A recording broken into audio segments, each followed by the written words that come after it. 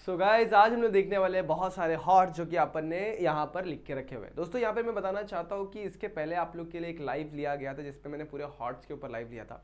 आज की इस लाइव में सिर्फ बात करेंगे कुछ बचे हुए हॉट्स क्वेश्चन की जो मैं आप लोगों को बताऊंगा। और ये सारे हॉट्स अगर आप लोगों ने अच्छे तरीके से प्रिपेयर कर लिए ना तो एग्जाम के हॉट्स क्वेश्चन के साथ तो आप बहुत अच्छे तरीके से डील कर सकते हो। दो टाइप के क्वेश्चन पूछा था, 3 मार्क्स और 4 मार्क्स। तो इसके अंदर अपन ने 3 मार्क्स के भी कवर करने हैं हॉट्स क्वेश्चन और 4 मार्क्स के भी कवर करना है। सो आप लोग को ट्राई करना है जितने क्वेश्चंस मैं यहाँ पर बताने जा रहा हूँ सारे क्वेश्चन आप लोग को प्रैक्टिस कर लेना है, ठीक है। मैं आपका टाइम सेव करने के लिए कुछ सोल्यूशन मैंने पहले से लिख के रखे हुए, बस मैं आप लोग को एक्सप्लेन कर दूंगा ताकि आप लोग का टाइम ज़्यादा वेस्ट ना हो, ठीक है। और टाइम ज़्यादा वेस्ट ना हो यही चीज़ आप लोग को भी ट्राई करनी है कि आप लोग जितना हो सके वीडियो को 1.5x मोड पर देखें और आपका टाइम इसी तरीके से बचता हुआ चलेगा। अब स्टार्ट करता हूँ मैं सबसे पहले भाई क्वेश्चन के साथ। सबसे पहला क्वेश्चन जो मैं आप लोग को बताना चाहता हूँ वो ये वाला है कि क्वेश्चन देखो यहाँ पर ये मेंसुरेशन चैप्टर में से निकल कर आता है कि क्वेश्चन में क्या दिया हुआ है कि the area of the sector of a circle is 6 centimetre. हम लोग को एरिया ऑफ सेक्टर क्वेश्चन में दे दिया गया है, क्या दिया हुआ एरिया ऑफ सेक्टर, ठीक है। तो एरिया ऑफ सेक्टर क्वेश्चन में दिया गया है, कितना दिया गया बच्चों 6 सेंटीमीटर दिया गया। अब आगे बात करते हैं और क्या दिया हुआ है, sorry area of sector of a circle जिसका रेडियस हमें 6 सेंटीमीटर दिया गया। सो रेडियस की वैल्यू हमारे पास है 6 सेंटीमीटर और जिसका एरिया ऑफ सेक्टर जो कि है 15 pi square centimetre, square centimetre. समझ में आगे चलते हैं। Find the measure of the arc, हम लोग को मेजर ऑफ द आर्क निकालना है, लेंथ ऑफ आर्क निकालना है और लेंथ ऑफ आर्क निकालना है and measure of the arc भी निकालना है और लेंथ ऑफ आर्क भी निकालना है, मतलब थीटा भी निकालना है। मेजर मतलब होता है एंगल और लेंथ मतलब होता है एल। तो दो चीजें सॉल्व करनी है इसमें। सो क्वेश्चन को स्टार्ट कैसे करना है भाई, बहुत सिंपल तरीका है कि आप लोग दिमाग लगाओगे तो क्वेश्चन बहुत जल्दी सॉल्व हो जाएगा, बट थोड़ा सा प्यार से करना ताकि एरर वगैरह को आप लोग अवॉइड कर सको। तो स्टार्ट करता सबसे पहली चीज मैं आप लोग को लेंथ ऑफ, सबसे पहले मैं आप लोग को थीटा फाइंड आउट करके दिखाता हूँ। तो सबसे पहले पता है आप लोग को एरिया ऑफ सेक्टर का फॉर्मूला क्या होता है, याद है आप लोग को, वो होता है थीटा अपॉन में 360 multiply by pi r square, यही फॉर्मूला होता है। सो इस केस में एरिया ऑफ सेक्टर हमें दिया गया 15 पाई, तो पाई को पुट ही नहीं करना है, थीटा अपॉन 360 वैसे ही रखेंगे, थीटा फाइंड आउट करना है, पाई को वैसे रखो, आर की वैल्यू 6 दी गई, 6 पुट कर देते हैं।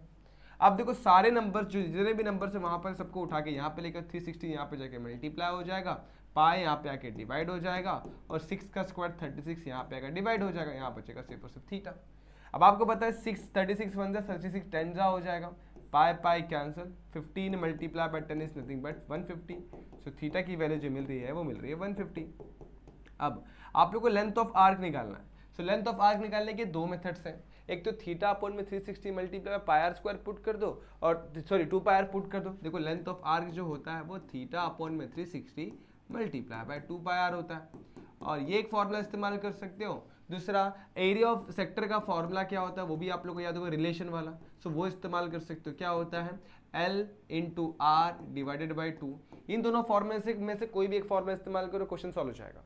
सो we are going to use ये वाला फॉर्मूला। एरिया ऑफ सेक्टर कौन कितना है 15 पाई, पाई के टर्म में ही रखना है। L हमें दिया हुआ है, नहीं दिया फाइंड करना है। R हमें 6 दिया गया अपॉन में 2, 2 1 जा 2 3 जा 3 मल्टीप्लाई में यहाँ पर ले लेंगे, डिवाइड में आ जाएगा। सो डिवाइड कर दिया, लेंथ आ गया।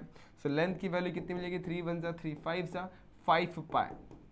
अब एक और चीज, जैसे यहाँ पर देखोगे तो एरिया जो निकल कर आता है वो स्क्वायर सेंटीमीटर में निकल के आता है और रेडियस निकल के आता है सेंटीमीटर में, और लेंथ भी जो निकल के आता है वो सेंटीमीटर में ही निकल के आता है। सो इस केस में लेंथ ऑफ आर्क जो होगा वो 5 पाई सेंटीमीटर होगा। ध्यान रखना 5 पाई सेंटीमीटर। बहुत सिंपल चीजें, आसान सी चीजें, ध्यान देना, बहुत इजीली किया जा सकता है। तो ये एक इजी सा क्वेश्चन एग्जाम में पूछा जा सकता है, इसी से मिलता जुलता पूछा जा सकता है कि सिर्फ आप लोग को जैसे यहाँ पर अपने को बोला गया था थीटा निकालना है, तो क्वेश्चन में थीटा नहीं बोलेगा, सिर्फ एल निकालने बोलेगा, तो वो भी कर सकते हैं। फॉर 3 मार्क्स पूछा जा सकता है ये क्वेश्चन, बहुत सिंपल क्वेश्चन था। अब इसी से मिलता जुलता एक और क्वेश्चन देखो मैं आप लोग को बताने जा रहा, ये वाला question. The radius of A metallic sphere is 9 centimetre. एक मेटालिक स्फीयर हमारे पास जिसका रेडियस दे दिया गया है 9 सेंटीमीटर, ठीक है। एक रेडियस बना, ऐसे मेटालिक स्फीयर है, स्फीयर मतलब बॉल टाइप में, इसका रेडियस हम लोग को 9 सेंटीमीटर दिया गया। अब इसे मेल्ट किया गया, पिघलाया गया। जैसे आप लोगों ने देखा होगा जब आप लोग सोनार के पास जाते हो और मान लो कि आप लोग सोने की बिस्किट उसको देते हो तो उसे मेल्ट करता है, राइट। और मेल्ट करने के बाद उससे कुछ ना कुछ चीज़ें बना लेता है। तो समझ लो ये कि हमारे पास ये मेटेलिक बॉल है, इसको मेल्ट करके अपने को ऐसे करके वायर बना लेना है, ठीक है। ये वायर बनाना है, इस फॉर्म में वायर बना लेना है, ठीक है। अब आगे बढ़ते हैं। It was melted to make a wire of diameter 4 mm। इसका डायमीटर यहाँ पर जो अगर मैं बड़ा करके दिखाऊं तो इसका डायमीटर जो अपने को दिया गया है वो कितना दिया गया 4 mm दिया गया, ध्यान में रखना 4 mm है। Find the length of the wire, हमें इस लेंथ ऑफ वायर का लेंथ निकालना, ये लेंथ कितना होगा। अगर गौर किया जाए तो ये वायर सिलेंड्रिकल शेप का ही है। सो सिलेंड्रिकल शेप में जो इस केस में जो h है वही हमारा l है, याद रखना। सो बस आप लोग को याद रखना, जब भी एक चीज को मेल्ट करके दूसरी चीज में कन्वर्ट करी जाती है तो उसका वॉल्यूम सेम होता है। ध्यान में रखो, मेल्ट करके दूसरी चीज में कन्वर्ट करी जाती है, ध्यान में रखना। मेल्ट मतलब जब भी ये मेल्ट वर्ड सुनाई देगा तो याद रखना वॉल्यूम क्या होगा, सेम होगा, ठीक है। सो मैं क्या लिखूंगा, वॉल्यूम, इसको कलर चेंज कर देता हूं। So volume of metallic sphere, metallic sphere जो होगा वो डायरेक्टली इक्वल हो जाएगा वॉल्यूम ऑफ वायर, ठीक है। अब वायर कौन सा शेप का, सिलेंड्रिकल शेप का। सो वॉल्यूम ऑफ वायर में इस्तेमाल करेंगे सिलेंडर का फॉर्मूला। सिलेंडर का वॉल्यूम क्या होता है, पाई आर स्क्वायर एच होता है, ठीक है। और वॉल्यूम ऑफ स्पीयर क्या हो जाएगा, 4/3 पाई आर क्यूब हो जाएगा। अब दोनों साइड आर और आर है तो कंफ्यूजन हो सकता है कि नहीं हो सकता। तो इस केस में जो आर निकालेंगे उसको मैं R1 नाम रख देता हूँ, ठीक है। सो R1 कितना हो जाएगा 2 mm, बराबर है यहाँ तक। और ये अपने को दिया हुआ है भाई सेंटीमीटर में। सो सर यहाँ पर तो अपने साथ गड़बड़ हो सकता है, बिल्कुल गड़बड़ हो सकता है। तो दोस्तों ध्यान में ये रखना है, जब भी आप लोग को mm में दिया हुआ है तो पहला काम ये करो कि इसको सेंटीमीटर में कन्वर्ट कर लो। सो आप लोग को पता है कि 1 सेंटीमीटर मतलब कितना mm होता है, 10 mm होता है। तो इसका मतलब जो होगा, अगर मैं यहाँ पर लिखता हूँ 1/10, देखो 10 को नीचे ले रहा हूँ, यहाँ पर 10 मल्टीप्लाई में नीचे ले रहा हूँ, 1/10 सेंटीमीटर जो होगा वो 1 mm के बराबर होगा। सो बस इसी चीज़ को अपन यहाँ पर रेडियस में पुट कर देते हैं। सो 2 mm जो होगा वो 2/10 सेंटीमीटर हो जाएगा। समझ में आ गया, बस इस वैल्यू को अपने को यहाँ पर पुट करनी है। सो स्टार्ट कर दो, वैल्यूज को पुट करके सॉल्व करने की कोशिश करो। देखो यहाँ पर मेरे पास दोनों साइड से पहली बात तो मैं पाई और पाई को उड़ा दूंगा, 4/3 वैसे ही रखूंगा। और इसकी वैल्यू कितनी है बच्चों, 9, तो 9 पुट कर दूंगा, 9 का क्यूब हो जाएगा, ठीक है यहाँ तक। अब यहाँ पे आ जाओ, R1 का स्क्वायर, R कितना है मेरे पास बच्चों, R मेरे पास कितना है बच्चों 1 देखो ध्यान दो, R कितना है 2/10, और 2/10 का मतलब ही होता है 1/5 सेंटीमीटर। तो यहाँ पर मैं पुट करता हूँ 1/5 का स्क्वायर, ठीक है। और इंटू h को मैं वैसे ही रख देता हूँ। अब बस सिंप्लीफिकेशन का पार्ट रह गया। आप लोग चाहे तो इसको ना बच्चों 10 ही रखते तो भी चल जाते, कोई दिक्कत नहीं थी। जैसे अपन ने 2/10 रखा था वो भी रखते, कोई दिक्कत नहीं थी, लेकिन आप लोग जैसा चाहे वैसे रख लो। अब यहाँ पर करते सिंप्लीफाई। सो 4/3 को वैसे ही रखता हूँ, 9 का क्यूब मतलब 9 × 9 होता है, और 1/5 का स्क्वायर ने इस तरीके से 1/25 लिख सकते हो आप लोगों से। और यहाँ पर h को वैसे रखता हूँ। देखो h को अपन ने क्या माना हुआ है, l माना हुआ है, h ही तो लेंथ ऑफ वायर होगा इस केस में, ठीक है। सो यहाँ पर मैं लिख देता हूँ फटाफट से L लिख देता हूँ, चलेगा ऐसे। अब आगे चलते हैं। अब सब वैल्यूज को उठा के लेके यहाँ पे 3 3 9 और 4 × 3, देखो 9 9 81 होता है। सो यहाँ पर मैं लिखता हूँ 81, और 81 को 3 से मल्टीप्लाई कर दोगे 243 हो जाएगा। 24 यहाँ पे डिवीजन में यहाँ पे जाके मल्टीप्लाई होगा, इक्वल टू L आ जाएगा। अब देखो 4 × 25 करोगे तो 100 हो जाता है। सो 100 × 243 हो जाएगा, इक्वल टू L हो जाएगा। और फाइनली 100 से मल्टीप्लाई कर दोगे, सो ये आ गया ना आपका answer 24300 equal to L। So L की वैल्यू आ गई 24300 सेंटीमीटर। अच्छा, अगर आप लोग को इसको मीटर में कन्वर्ट करना है, so what we will do, हम लोग 100 से डिवाइड कर देते हैं। सो 100 से डिवाइड कर दोगे तो यहाँ पर मिलेगा आप लोग को कितना, 243 सेंटीमीटर की जगह पे मीटर आ जाएगा। सो 100 से डिवाइड करने पे हमें सेंटीमीटर का मीटर हो जाना चाहिए, तो यहाँ पर मैंने मीटर लिख दिया, समझ में आया। और लास्ट में एक प्यारा सा स्टेटमेंट चिपका देने का है, therefore length of the wire जो होगा वो कितना होगा, 243 सेंटीमीटर। इजी क्वेश्चन, समझ में आ गया प्यारो, इजी। देखो अपन ने ना 10 मिनट के अंदर 2 क्वेश्चन सॉल्व कर लिया। अब ये 2 क्वेश्चन देखो, मेंसुरेशन के क्वेश्चन बड़े इजी होते हैं, लेकिन अटक अपन ऐसे क्वेश्चन में जाते हैं जिसमें थोड़ा सा ना सिंप्लीफिकेशन का पार्ट ज्यादा होता है। ये तो बहुत इजी है, लेकिन एक क्वेश्चन जो मैं आप लोग को दिखाने जा रहा हूं उसमें बच्चों का बड़ा एरर होता है। सो ये वाला क्वेश्चन देख लो फटाफट से। Find the coordinates of the centre of the circle passing through the point 6, -6, 3, -7 and 3, 3। So in point में से पास होने वाला हमारा एक सर्कल है, मतलब एक सर्कल सबसे पहले आप लोग को यहाँ पर बनाना है, और उन सर्कल के ऊपर ये तीनों पॉइंट्स लाई करने वाले हैं। अब इन तीनों पॉइंट्स के हिसाब से हम लोग को सर्कल का सेंटर फाइंड आउट करना है। तो पहले केस में अपन ये अज्यूम करेंगे कि हम लोग को सर्कल का सेंटर पता ही नहीं है। बात समझ, हम लोग पहले केस में ये अज्यूम करेंगे कि सर्कल का सेंटर हमें पता ही नहीं है। तो सर्कल का सेंटर नहीं पता तो उसे अपन एक कोऑर्डिनेट से अज्यूम कर लेंगे, बराबर है। और मैं इस केस में सर्कल के सेंटर को अज्यूम कर लूंगा x, y, जैसे आप लोग चाहे वैसे अज्यूम कर सकते हो, a, b भी अज्यूम कर सकते हो, h, k भी अज्यूम कर सकते हो। तो जैसे ही आपकी इच्छा वैसे अज्यूम कर लो, ठीक है। चलो मैं स्टार्ट करता हूँ। तो सबसे पहले मैं यहाँ पे एक प्यारा सा खूबसूरत सा एक सर्कल बना लूंगा। तो बना लिया मैंने एक सर्कल। ये क्या है भाई, ये तो कभी यूज ही नहीं किया मैंने, क्या मालूम क्या। अच्छा, डिनोट करने के लिए इसके ऊपर ध्यान देंगे। ये अगर ध्यान दे रहे हो आप लोग, पहली बार देख रहा हूँ मैं। अच्छा, अपने हिसाब से ये शेप ले लेता है। Okay, getting. First time I am using बच्चों, ये वाला चीज़ तो कभी देखा ही नहीं था। ठीक है, अब आगे चलते इसको मैं यहाँ पर थिक कर देता हूँ, इसके ऊपर 3 पॉइंट्स ले लेता हूँ। अभी ध्यान देना। सो 3 पॉइंट्स में इस तरीके से लूंगा, जो कि पॉइंट्स, पहला पॉइंट है P, यहाँ पर ले लेता हूँ P 6, -6। दूसरा पॉइंट है यहाँ पर Q ले लेता हूँ, जो कि कितना है 3, -7। और तीसरा पॉइंट है R, यहाँ पर ले लेता हूँ 3, 3। और इसका सेंटर ये रहा। सेंटर मतलब क्या, मैं अज्यूम करता हूँ लेट सेंटर भी A, B, जिसका नाम रख देता हूँ मैं O। कुछ लोग यहाँ पर C भी रखेंगे, कुछ लोग यहाँ पर D भी रख सकते हैं, आपकी इच्छा के अनुसार रखो, लेकिन O रखना सेंटर बहुत ही ज़्यादा अच्छा होता है। इसके बाद मैं क्या करूँगा, इसको सेंटर से जोड़ दूंगा। सेंटर से जोड़ दूंगा मतलब कैसे, देखो आप लोग को पता है, अगर मैं इसको जोड़ता हूँ QO को, तो वो क्या बन जाएगा, रेडियस। PO को जोड़ता तो भी वो रेडियस ही बनेगा, और OR को भी जोड़ूंगा तो भी रेडियस बनेगा। सो मतलब PO, QO और OR क्या है, सबके सब इक्वल हो जाएंगे। सबसे इंपॉर्टेंट कंडीशन आपको मिल गई, PO, QO एंड RO सब के सब क्या है, इक्वल टू रेडियस है, तो इसलिए वो सब के सब क्या होंगे, इक्वल होंगे। अब अपने को कोई भी दो चीज को इनिशियली उठा के सॉल्व करना चालू करना है। ठीक है, तो इनिशियली स्टार्ट कैसे करेंगे, देखो दो चीज उठा लो।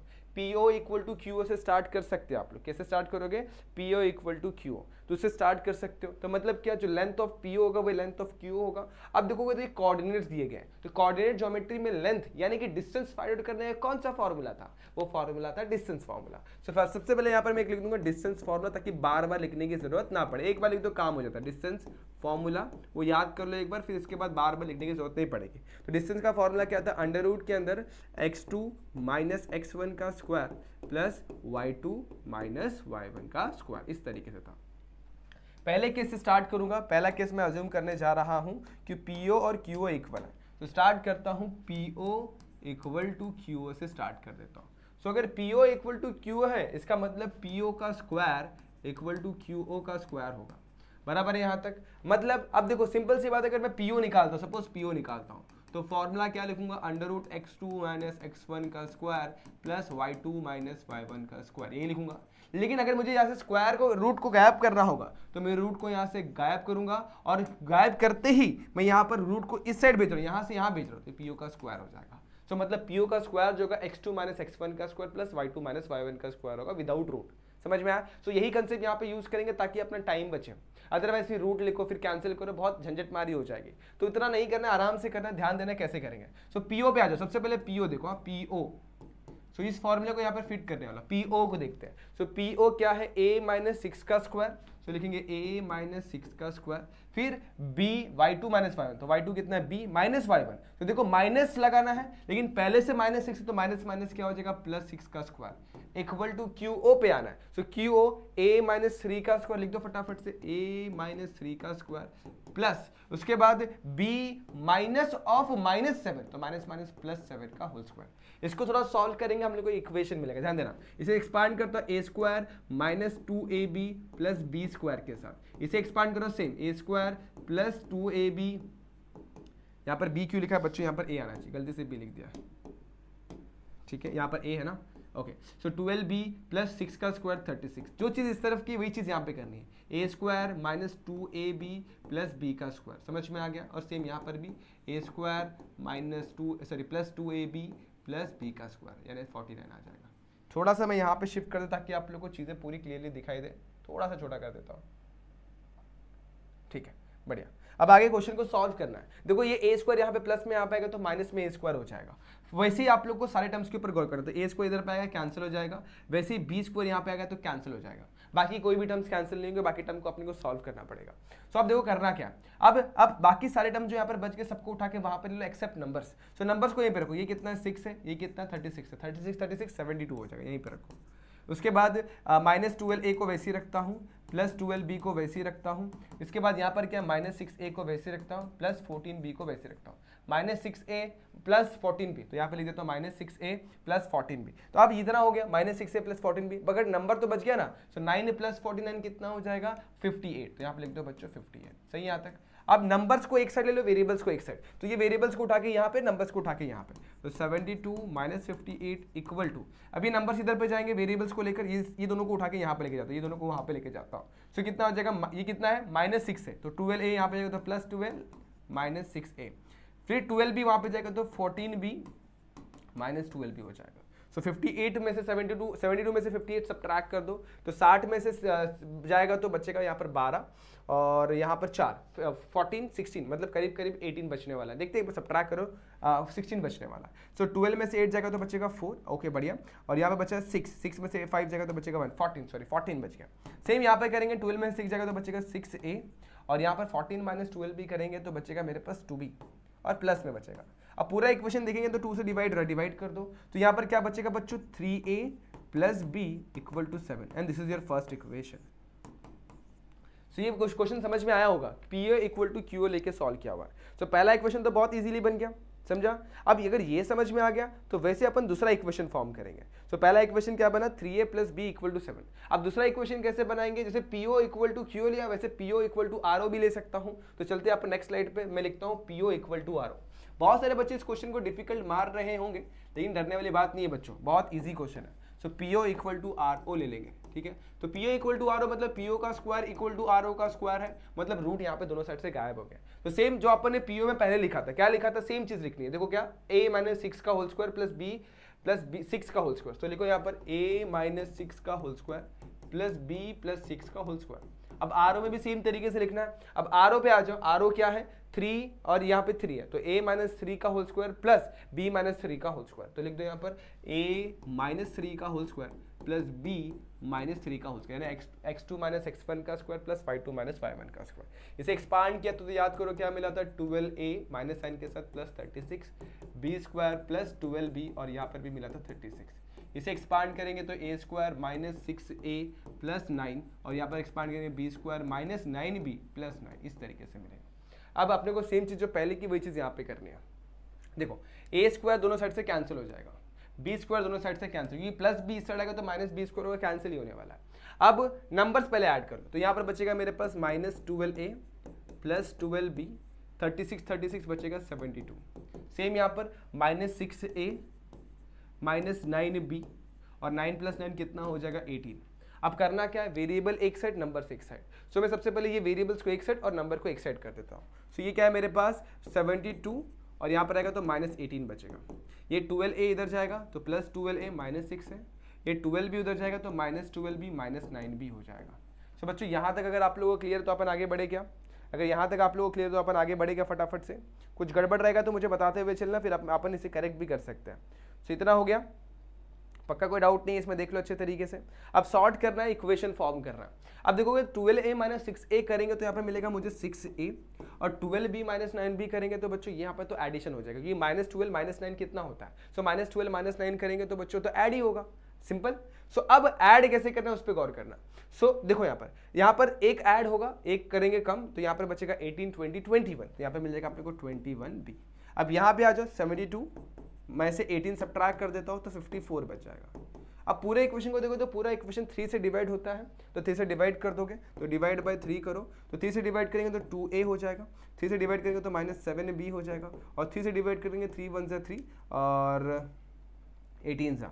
सो ठीक है, इस तरीके से आप लोग को 2a minus 7b equal to 18 मिल जाता है, ठीक है। उसके अलावा कुछ प्रॉब्लम रहेगा तो आप लोग बता सकते हो बच्चों। यहाँ तक अगर आप लोग क्लियर है तो अपन आगे बढ़ते हैं। सो 12b और 6, एक मिनट हाँ बच्चों एक बार देखना कुछ गड़बड़ हुआ है क्या। यस, एक छोटा सा एरर हो गया। जब आप लोग एक्सपांड करते हो ना a minus b whole square के साथ तो देखो यहाँ पर गड़बड़ यही होता है। सो 2 इंटू a इंटू बी होता है, यानी कि 6 आना चाहिए। सो बच्चों देखो यहाँ पे 6 लिखा बच्चों, लेकिन लिखते वक्त यहाँ पे मैंने गलती से 9 लिख दिया। सो ये एरर आपके साथ भी हो सकता है, एक छोटा सा एरर पूरे क्वेश्चन को रॉन्ग कर सकता है। तो इस चीज पे ध्यान देना, ये एरर आपके साथ ना हो। तो यहाँ पर मैं लिखता हूँ 6, यहाँ पर मैं लिखता हूँ 6, यहाँ पर मैं लिख देता हूँ 6। अब 12 माइनस 6 करेंगे तो 18 भी मिलेगा। पूरा का पूरा इक्वेशन 6 से डिवाइड हो रहा है, तो 6 से डिवाइड करोगे 6 9 जा, 6 से डिवाइड करोगे 1 जा, 6 से डिवाइड करोगे 3 जा। So a minus 3b equal to हमें क्या मिल रहा है 9 मिल रहा है। सो इस तरीके से हमें इक्वेशन नंबर 2 मिल जाएगा। समझा, इक्वेशन नंबर 2 समझ में आ गया। सो क्या मिला a minus 6b equal to 9, ठीक, a minus 3b equal to 9 मिल गया। अब इक्वेशन नंबर 1 पे आओ। इक्वेशन 1 क्या है, a 3a plus b equal to 7। अब दोनों इक्वेशन में कुछ भी सेम नहीं है, तो इक्वेशन 1 को मैं वापस से एक दफा यहाँ पर फिर से लिख देता हूँ 3a plus b equal to 7। ये इक्वेशन नंबर 1 वापस से लिख रहा हूँ। अब देखो दोनों में कुछ भी सेम नहीं, अगर सेम हो तो डायरेक्टली ऐड या सब्ट्रैक्ट करके कर देते, तो सेम नहीं तो सेम बनाना पड़ेगा। सो मल्टीप्लाई करूंगा इक्वेशन 1 को 3 से मल्टीप्लाई कर दूंगा बाय इक्वेशन 1 बाय 3। 3 से क्यों मल्टीप्लाई किया, ताकि b का टर्म सेम हो जाए। तो 3 3 जा 9a, 3 इंटू बी 3b और 3 7 जा 21। सो ये बन गया मेरा इक्वेशन नंबर 3। नाउ हम लोग इक्वेशन 3 और इक्वेशन 1 को ऐड कर देंगे। सो इक्वेशन 1 और 3 सेम ही है, 1 और 3, क्योंकि 1 में से 3 बना हुआ है तो दोनों सेम ही है, बस 3 से मल्टीपल किया हुआ है। सो ए ऐड करेंगे अभी किसको, 1 एंड 3 को ऐड कर देंगे, ठीक है। सॉरी 2 एंड 3 को ऐड कर देंगे। सो इक्वेशन नंबर 2 क्या है, a minus 3b equal to कितना बच्चों 9 है, और 9a plus 3b equal to 21। तो दोनों को ऐड करते, यहाँ से 3b यहाँ से 3b कैंसिल। अब ये करेंगे तो मिल जाएगा 10a और ये मिल जाएगा अपने को 30। सो 10 0 0 कैंसिल, बच जाएगा 3। तो a की वैल्यू हमें 3 मिल गई। a की वैल्यू 3 आइदर इक्वेशन 1 2 या फिर 3 में पुट कर दो। तो सो मैं पुट करता हूँ इक्वेशन नंबर 1 में। सो पुट करता हूँ a equal to 3 in 1। So 3 into 3 plus b equal to 7, 3 3 9, 9 उस जाएगा तो 7 माइनस 9। सो b की वैल्यू मिल जाएगी -2। सो इस तरीके से आपने क्या निकाल लिया, a और b की वैल्यू निकाल ली। सो a कॉमा b की वैल्यू हमें कितनी मिली, 3 कॉमा -2। सो ये हमारा क्या है, सेंटर ऑफ द सर्कल है, समझा। सो इस तरीके से क्वेश्चन सॉल्व होता है।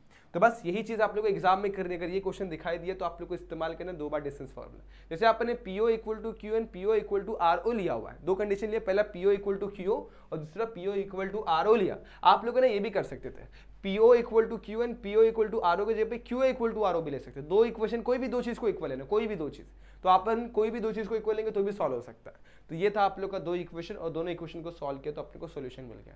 तो ये था प्यारा सा आसान सा क्वेश्चन। अब अगर आप लोग है ना यहाँ पर आप लोग अगर क्वेश्चन में आप पूछा होता है रेडियस क्या है, सो आप लोग है ना कोई भी एक इसमें आप लोग वैल्यूज को पुट करते, PO निकालते, PO में पुट करते, आपको रेडियस भी मिल जाता है। लेकिन क्वेश्चन में कहीं पर भी रेडियस पूछा हुआ नहीं है। सो आप लोग के पास अगर सेंटर है और ये P है तो रेडियस तो निकाल सकते हैं by distance formula, easy question. So ये क्वेश्चन भी सॉल्व कर लिया आप लोगों ने, बहुत सिंपल सा क्वेश्चन था। अब कुछ क्वेश्चन ऐसे हैं जो मैं अगर मैं खुद सॉल्व करने जाऊँ तो बहुत टाइम लग जाता, इसके लिए मैंने पहले से सॉल्व करवा के रखे हुए हैं। देखो यहाँ पर क्वेश्चन को ठीक से रीड करना। A circle touches sides BC at point P। एक सर्कल है जो एक ट्राइंगल के साइड BC को टच कर रहा है पॉइंट P पर, ऑफ ट्राइंगल ABC ऐसा बोला गया। From outside of the triangle further extended line AC को एक्सटेंड किया, ऑफ ए ट्राइंगल एक्सटेंड करने के बाद एंड AB को भी एक्सटेंड किया, सच दैट सर्कल को टच करे पॉइंट N और पॉइंट M के ऊपर। और देखो जो भी सर्कल को पॉइंट पर टच करता है वो बन जाता है उसका टेंजेंट। मतलब AN मेरा क्या होगा, सर्कल का टेंजेंट, और AM भी मेरा क्या होगा, सर्कल का टेंजेंट। अब सिंपल सी बात ये समझ में आती है कि AN और AM क्या हो जाएगा, इक्वल। अब साथ ही साथ अगर मैं CN को देखता हूं तो ये भी छोटा सा पार्ट है टेंजेंट का, तो ये भी तो टेंजेंट ही होगा। तो CN और CP भी मेरा टेंजेंट है, तो CN और CP मेरे टेंजेंट हो जाएंगे। सेम टू सेम BM और BP मेरा टेंजेंट हो जाएंगे, दोनों भी क्या होंगे, इक्वल। तो यहाँ पर वही लिखा AN is equals to AM, CN is equals to CP and CM is equals to PP। इतनी चीजें लिखने के बाद इसका नाम दिया इक्वेशन नंबर 1। यहाँ पर रीजन क्या आएगा, tangent segment drawn from the external point of the circle are equal. इस फॉर्म में पूरा स्टेटमेंट लिखना है आप लोग को, पूरा का पूरा statement. Tangent segment drawn from the external point of the circle are equal, लिख दिया यहाँ पर। इतना लिखने के बाद आप लोग को क्या चाहिए, पेरीमीटर ऑफ ट्रायंगल चाहिए। तो इससे सेट करना है पेरीमीटर ऑफ ट्रायंगल क्या होगा, ABC का AB plus AC plus BC, तो वो चीज लिख दी। तो यहाँ पर लिखा, अब AB को वैसे रखा, AC को वैसे रखा, BC के ऊपर ध्यान दिया। BC 2 पार्ट में तोड़ा जा सकता है, BP प्लस CP, है ना। तो यहाँ पर भी लिखा BP प्लस CP लिख दिया, समझ में आया इतना। अब BP प्लस CP लिखने के बाद आपने क्या किया, BP को रिप्लेस करना है। अब यहाँ पर देखो जब भी अपन 2 पार्ट में तोड़ते तो इसका रीजन लिखना है B', C। अब BP पे आ जाओ। सो BP किसको इक्वल है, BP इक्वल है BM को, तो BP को रिप्लेस किया BM के साथ, और CP किसको इक्वल है, CN को, CP को रिप्लेस किया CN के साथ। अब ध्यान देने वाली बात यहाँ पर यह है कि इसको सॉल्व किया जा सकता है। देखो यहाँ पे मैंने क्या किया, समझाता हूँ। मैंने क्या किया, AB को वैसे ही रखा और मैंने AC को वैसे ही रखा। BP मेरा किसको इक्वल है, BM को, तो BP को रिप्लेस किया BM के साथ, ये देखो यहाँ पर। और CP मेरा किसको इक्वल है, CN, तो CP को रिप्लेस किया CN के साथ। तो मेरे हिसाब से ये भी आप लोग को समझ में आ गया। अब ध्यान दो, AB प्लस BM पे आ जाओ। तो इसको मैं एक ब्रैकेट में कर देता हूँ और इसको भी एक ब्रैकेट में कर देता हूँ। सो अगर देखोगे तो AB प्लस BM जो होता है वो AM होता है, लिख दिया। और AC प्लस CN जो होता है वो AN होता है, उसे भी लिख दिया। बात समझ में आ गई इतनी।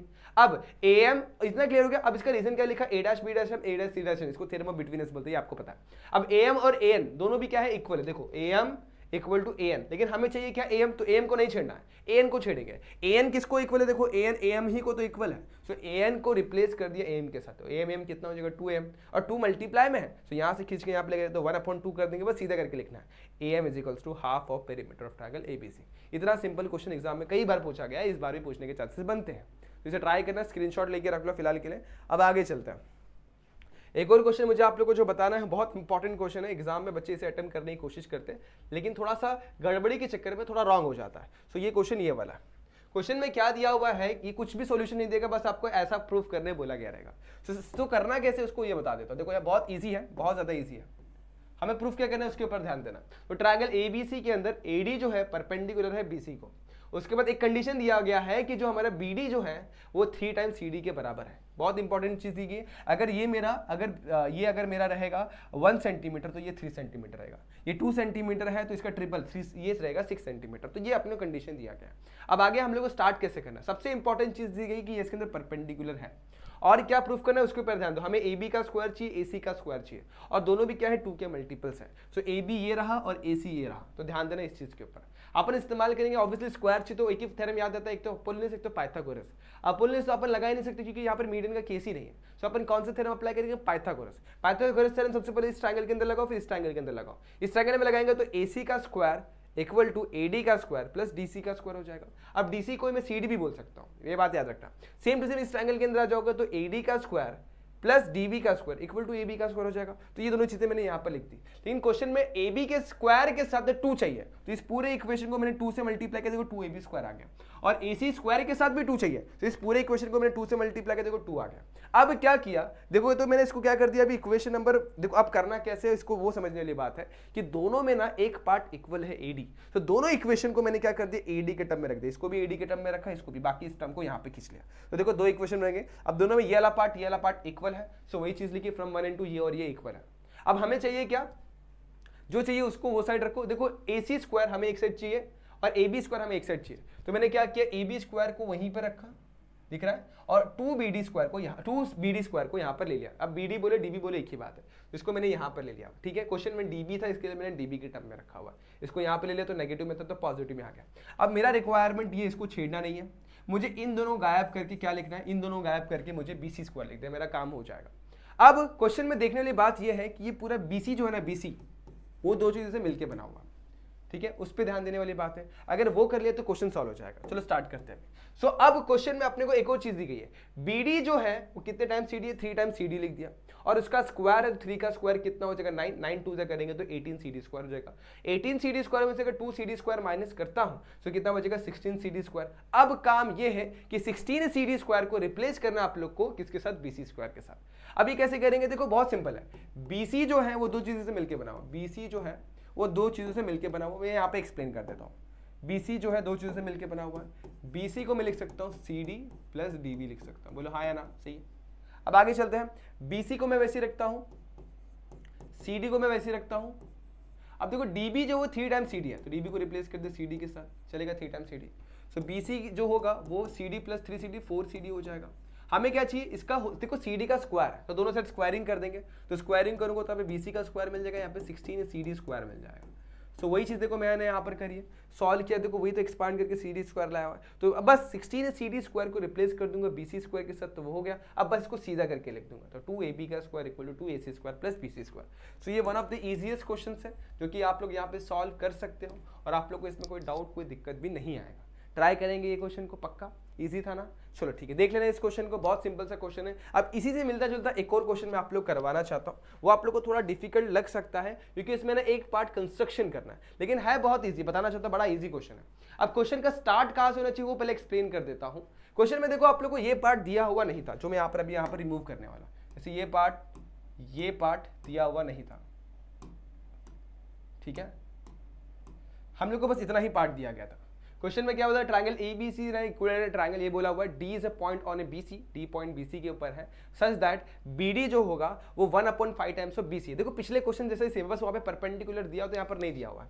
तो आपने क्या करना है, यहाँ पर सबसे पहले एक परपेंडिकुलर ड्रॉ करना है। वो परपेंडिकुलर क्या ड्रॉ किया, draw perpendicular AP to BC, ये मैंने ड्रॉ कर लिया यहाँ पर, बात समझ में आ गई। ये परपेंडिकुलर ड्रॉ करने के बाद आपका पूरा काम आसान होने वाला है। अब क्वेश्चन में हमें चाहिए कि सबसे पहले वो देखो हमें चाहिए AD का स्क्वायर। सो AD का स्क्वायर मिलेगा कैसे, ऑब्वियसली अगर किसी ट्रायंगल के अंदर मैं पाइथागोरस थ्योरम को अप्लाई करता हूं। सो वो ट्रायंगल कौन सा होगा, ADP के अंदर। तो नेक्स्ट स्लाइड पे देखो मैंने वही चीज करी है, स्टार्ट वहीं से करना है। देखो ये बहुत इंपॉर्टेंट चीज लिखी हुई है, बड़ी इंपॉर्टेंट चीज लिखी हुई है, क्या AD का square is equal to AP का स्क्वायर प्लस PD का स्क्वायर, वो इस ट्रायंगल में मैंने अप्लाई किया हुआ। अब देखो क्वेश्चन में मुझे क्या क्या नहीं चाहिए, इसमें मुझे ना AD स्क्वायर चाहिए, मुझे AP स्क्वायर और PD स्क्वायर नहीं चाहिए। अब AP और PD है क्या, चलो अब मैं आप लोग को बता देता हूं। सबसे पहली बात, ये पूरा का पूरा ट्रायंगल है हमारे पास, कौन सा ट्रायंगल है, इक्विलैटरल ट्रायंगल है। इक्विलैटरल ट्रायंगल मतलब तीनों साइड इक्वल है, तीनों एंगल जो होंगे वो कितने होंगे, 60 डिग्री होंगे। सो अगर देखूं तो ये 60 है, अब ये मैंने परपेंडिकुलर बनाया तो ये 90 हो जाएगा, तो ये ट्रायंगल बन जाएगा 60 90 और ये बन जाएगा 30 ऑटोमेटिकली। सो बन गया ना मेरा ये ट्रायंगल 30 60 90 डिग्री थ्योरम। अब 30 60 90 डिग्री थ्योरम का एक रूल होता है, साइड अपोजिट टू 30 डिग्री जो होता है वो होता है 1/2 टाइम्स ऑफ हाइपोटेनस। तो 30 के सामने साइड कौन सा है, BD BP, और BP क्या हो जाएगा 1/2 टाइम्स ऑफ AB हो जाएगा। सेम टू सेम अब आगे चलते हैं, साइड अपोजिट 60 डिग्री यानी कि AP क्या हो जाएगा, वो हो जाएगा √3/2 टाइम्स ऑफ हाइपोटेनस यानी √3/2 टाइम्स ऑफ AB। तो देखो एक चीज तो हमें मिल गई इसमें से, देखोगे तो यहां पर जो AP है ना, AP इसको अपन रिप्लेस कर सकते हैं किससे, √3/2 टाइम्स ऑफ हाइपोटेनस, और PD हमारे पास अभी आया नहीं हुआ, PD को अपन निकालेंगे।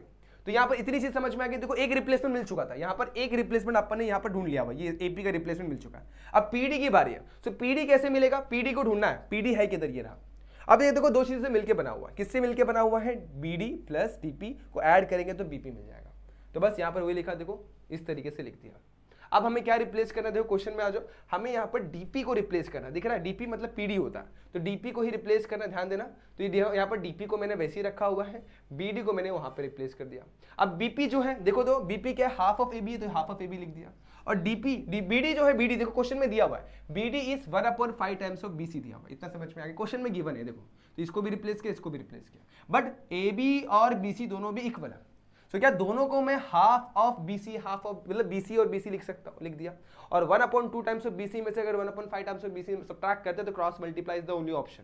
तो आंसर कितना आ जाएगा, 3/10 टाइम्स ऑफ BC, इतना हो गया। अब DP को ही मैं PD भी बोल सकता हूँ, एक ही बात है, DP बोलो PD बोलो एक ही बात है, दोनों में कोई फर्क थोड़ी है। तो बस इस क्वेश्चन में मुझे दूसरा रिप्लेसमेंट भी मिल गया, 3/10 टाइम्स ऑफ BC। अब BC बोलो या AB बोलो एक ही बात है, तो सबसे पहले मैं स्क्वायरिंग कर दूंगा, 9/100 हो जाएगा। BC स्क्वायर को मैं रिप्लेस करूंगा, नेक्स्ट स्टेप में यहाँ पर AB से रिप्लेस करूंगा और 75 और प्लस 9 करूंगा, देखो क्रॉस मल्टीप्लाई किया हुआ है बेस सेम करने के लिए, और 75 प्लस 9 करूंगा कितना हो जाएगा 84 और 100 को डिवाइड करूंगा तो 21/25 आ जाएगा, और AB स्क्वायर को नीचे खींच लूंगा। तो वही प्रूफ करना था। सबसे इंपॉर्टेंट चीज जो इस क्वेश्चन में थी वो कंस्ट्रक्शन करना, अगर कंस्ट्रक्शन नहीं किया तो क्वेश्चन ही सॉल्व नहीं होगा, और कंस्ट्रक्शन करने के बाद आप लोग को इस्तेमाल करना पाइथागोरस थ्योरम। अगर ये क्लियर नहीं हुआ तो एक दफा फिर से मैं एक्सप्लेन करता हूं, ट्रायंगल पे आ जाओ, एक बार क्वेश्चन पे आ जाओ। क्वेश्चन में हमें क्या दिया हुआ इसे देखना कि हमें एक ट्रायंगल दिया हुआ ABC दिया हुआ, यहाँ पर मैं एक्सप्लेन कर, देखो यहाँ पर ट्रायंगल दिया हुआ है, हमें फटाफट से उसके ऊपर गौर करो, ABC दिया हुआ है, तो यहाँ पे लिखा A, यहाँ पे लिखा B, यहाँ पे लिखा मैंने C, और इसके ऊपर एक पॉइंट दे दिया गया D, ठीक है। हमें प्रूफ क्या करना है, इसको ज्वाइन कर देता हूँ, यहाँ पे लिखता हूँ ABC, इतना लिख दिया। क्वेश्चन में एक कंडीशन दिया गया, BD जो है, क्वेश्चन में कंडीशन क्या दिया, BD जो है हाफ ऑफ BC है, सो BD जो है वो क्या है, हाफ ऑफ BC है। और क्वेश्चन में एक और चीज बोला कि इक्विलैटरल ट्रायंगल है, that means AB equal to BC equal to AC, ये भी दिया गया। क्वेश्चन में टू प्रूफ क्या करना है, सो हमें प्रूफ करना है AD का स्क्वायर अपॉन में AB का स्क्वायर इज इक्वल टू 21/25, शायद यही है, 21/25 प्रूफ करना है। देखो सिंपल सी बात है, हम लोग को स्क्वायर चाहिए और AD का स्क्वायर चाहिए, तो हम लोग को यहाँ पे एक छोटा सा कंस्ट्रक्शन करना पड़ सकता है, जो मैं यहाँ पर कर रहा हूँ। देखो यहाँ पे मैंने कंस्ट्रक्शन ड्रॉ किया हुआ है, ये कौन सा कंस्ट्रक्शन में क्या किया, ड्रॉ किया हुआ है, AP is perpendicular to BC, इस तरीके से ड्रॉ कर लिया हुआ। तो जैसे ड्रॉ करेंगे, अब सीधी बात है, ये मेरा प्रूफ स्टार्ट करता हूँ, अभी प्रूफ स्टार्ट करता हूँ। प्रूफ क्या, ये टू प्रूफ है, ये टू प्रूफ है। तो प्रूफ स्टार्ट करने पे हमें ये समझ में आएगा कि इसमें जो कंस्ट्रक्शन किया है उसी पे पूरा गेम है, ठीक है। अब सबसे पहली चीज तो ट्रायंगल जो है ना हमारा क्या है, इक्विलैटरल ट्रायंगल है। सो इक्विलैटरल ट्रायंगल में तीनों साइड इक्वल और तीनों angle 60 degree, so angle B भी कितना हो जाएगा, 60 डिग्री हो जाएगा। सो इन ए ट्रायंगल APD, देखो APB, देखो ये वाला ट्रायंगल दिख रहा है आप लोग को, इसमें ये वाला एंगल 60 है, ये 90, तो ये ऑटोमेटिकली 30 हो जाएगा। So angle B is what 60, angle P is what 90, therefore automatically उसके अंदर जो एंगल A जो होगा वो कितना होगा, 30 हो जाएगा। देयरफॉर ट्रायंगल APB जो होगा इसे 30, 60, 90 टाइप ऑफ ट्रायंगल, ठीक है। इतना समझ में आ गया। अब इसमें एक रूल होता है, 30, 60, 90 डिग्री ट्रायंगल का एक रूल होता है। रूल क्या है कि जो साइड अपोजिट 30 डिग्री होता है हाफ ऑफ हाइपोटेनस होगा। सो साइड अपोजिट 30, देखो 30 ये वाला साइड है, ये वाला, और 30 के सामने साइड कौन है, BP, तो BP क्या हो जाएगा, equal to half of hypotenuse. Hypotenuse क्या है यहाँ पर, AB है। सेम तरीके से ये समझ में आ गया। अब साइड अपोजिट 60 डिग्री क्या होगा, जो सामने है वो है AP। सो AP क्या हो जाएगा, AP is √3/2 times of hypotenuse, यानी क्या हो जाएगा, AB हो जाएगा। इतना समझ में आ गया। अब करना क्या, देखो पूरा गेम है ना पाइथागोरस थ्योरम के ऊपर है, तो सबसे पहले आप लोग पाइथागोरस थ्योरम अप्लाई करके साइड में रख दो। So in a triangle APB angle P is 90 degree, तो देयरफॉर पाइथागोरस थ्योरम अप्लाई कर देंगे तो AB का स्क्वायर इक्वल टू AP का स्क्वायर, AB का स्क्वायर इक्वल टू AB का स्क्वायर प्लस BP का स्क्वायर, ये हो जाएगा। लेकिन हमें उस ट्रायंगल में अप्लाई नहीं करना, हमें चाहिए AD, तो कौन सा ट्रायंगल ढूंढेंगे वो देख लो फटाफट से। तो इस ट्रायंगल में अपन इस्तेमाल करेंगे APD, याद रखो बच्चों इस तरीके से ध्यान में रखना, कभी कभी गड़बड़ हो सकती है तो आपको ट्रायंगल फटाक से चेंज कर देना। तो उसमें पाइथागोरस थ्योरम अप्लाई करेंगे, दैट इज AD का स्क्वायर इक्वल टू AP का स्क्वायर प्लस DP का स्क्वायर हो जाएगा। So now we are having AD AP and DP।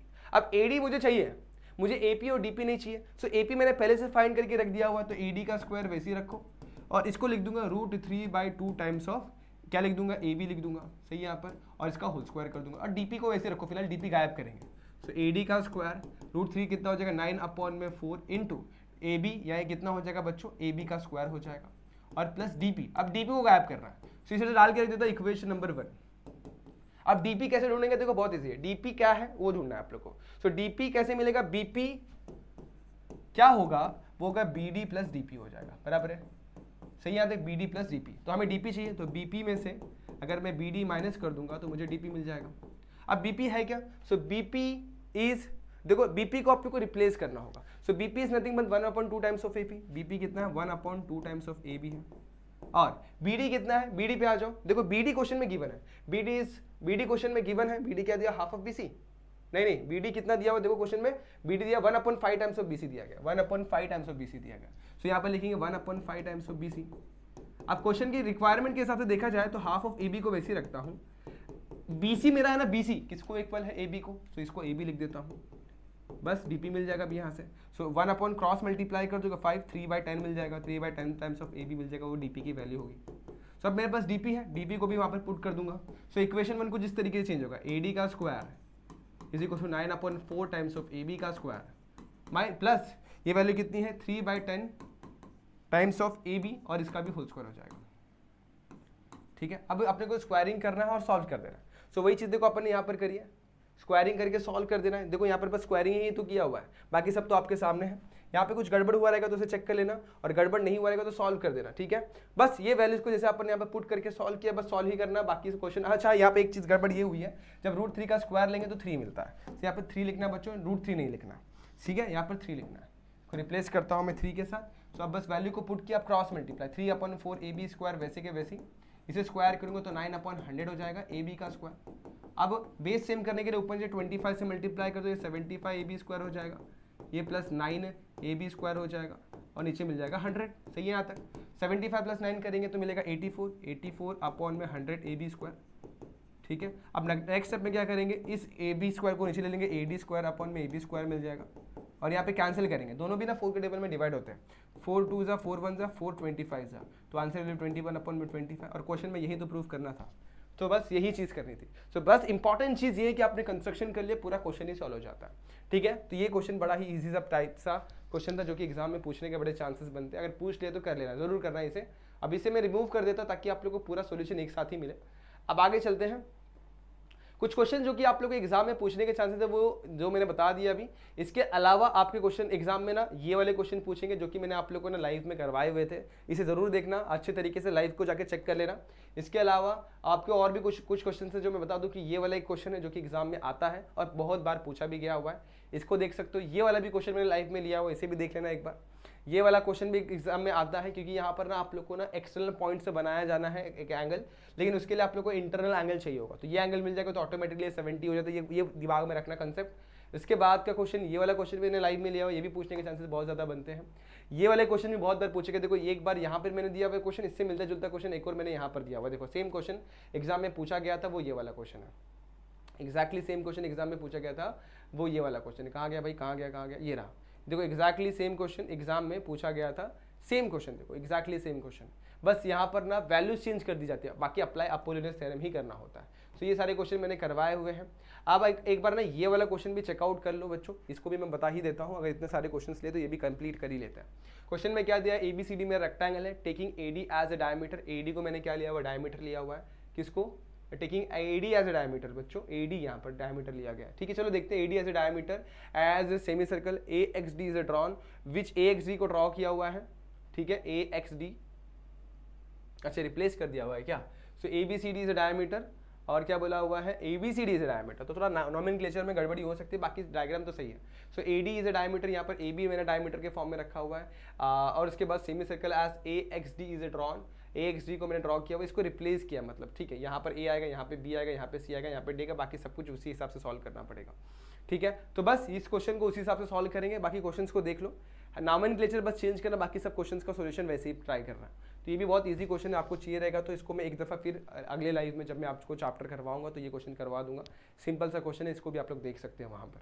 तो यहाँ पर नॉमेनक्लेचर चेंज होगा, बाकी सब क्वेश्चंस मैंने आप लोग को यहाँ पर करवा दिया, ठीक है। अगर इन क्वेश्चंस के अलावा आपको किसी क्वेश्चन में डाउट रहेगा तो आप लोग सिंपली मुझे 97_ मंसूरी पे मैसेज करेंगे और आपके डाउट्स वहाँ पे पूछ लेंगे।